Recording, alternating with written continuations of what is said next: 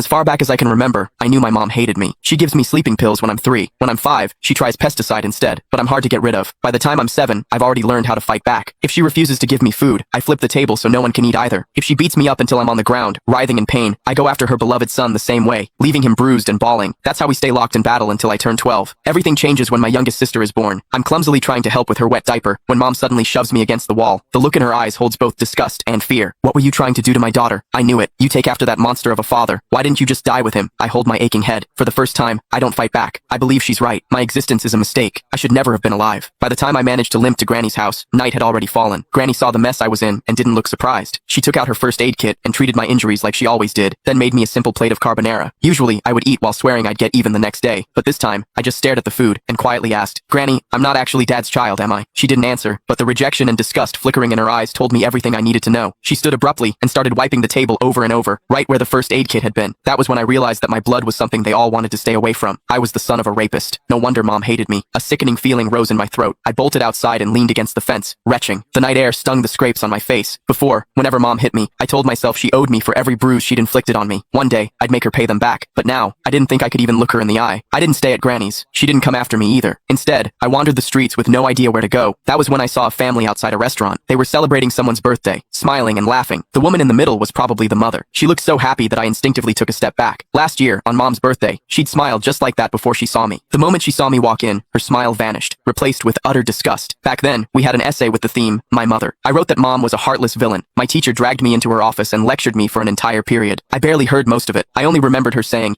no mother in this world would ever stop loving her child. I believed her. I saved money from collecting recyclables and bought my mom a birthday cake. I just wanted a hug, the same kind she gave my brother, Casper Willis. But her frigid expression was like a stab in the heart. I felt like a fool, standing there with that cake in my hands. Anger overwhelmed me. When no one was looking, I went out and caught a couple of frogs in the garden. Then, I hid them in the cake. I could still remember the way she screamed when they jumped out. Back then, I felt a twisted sense of satisfaction. I thought she didn't deserve to be a mother. I thought she had it coming. But now, I know the truth. The one who didn't deserve anything was me. My existence itself had hurt her. As I watched that mother's smile through the restaurant window, I made a decision. This year for Mom's birthday, I would give her a gift she would truly be happy with, one that would free her completely. I decided to die. Once that thought took root in my mind, my steps felt lighter. I even started planning how to do it without troubling anyone. I needed to do something that wouldn't leave a mess. But before I could carry out my plan, a patrolling officer spotted me and brought me home. Mom answered the door. As the door shut behind us, I stared at the floor, unable to meet her eyes. Her icy tone sliced through the air. "Why didn't you just die out there?" I almost snapped back, but I forced the words down before they came out. Still, as I stared at her back, I couldn't stop myself from asking, what would you do if I really did die? Would she be the least bit sad? If you've got the guts, hurry up and do it. I'd celebrate. She walked straight into my siblings' room and closed the door. I stood rooted to my spot in the living room. After a long while, I wiped my face and let out a humorless laugh. Mom would definitely like the birthday present I had prepared. The kid who collected recyclables with me was an orphan named Samuel Hudson. He grew up bouncing from home to home and always knew how to find money where no one else would look. After school, I bought him a popsicle. We sat on the curb together, and I lowered my voice to ask how a person could die in a way that looked like an accident. Samuel stared at me like I'd grown 2 heads. Then, he shoved the half-eaten popsicle into my hand. "Stay away from me. I'm not doing anything illegal," he said. I blinked, holding 2 popsicles. "Illegal? What are you talking about? I'm serious. How does someone,